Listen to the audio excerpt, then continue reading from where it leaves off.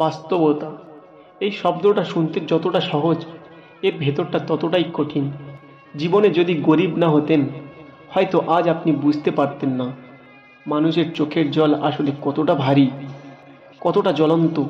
একজন গরিব মানুষকে প্রতিদিন যুদ্ধ করতে হয়, ভাত জোটাতে হয়, সংসার চালাতে হয়, মানুষের তিরস্কারও সহ্য করতে হয়।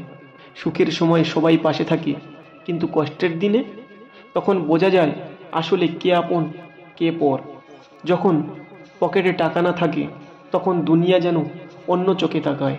যখন ছেলেমেয়ের জন্য পড়াশোনার খরচ জোগাড় করতে না পারে, তখন মায়ের চোখের ঘুম আসে না।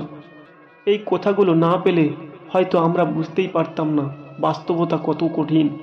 কিন্তু ভাই, একটা জিনিস মনে রাখবেন, এই দরিদ্র, এই অভাব, এই সংগ্রাম সব কিছু আপনার শক্তি।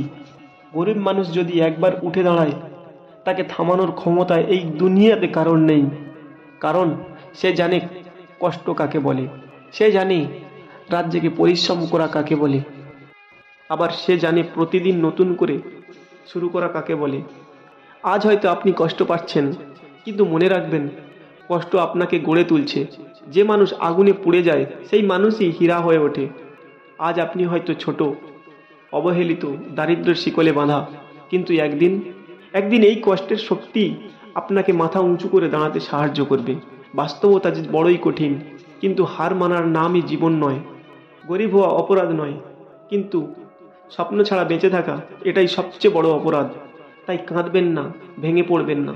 অভ্যাস করুন দাঁড়িয়ে যাওয়ার, অভ্যাস করুন যুদ্ধ করার, আবার অভ্যাস করুন লড়াই করার।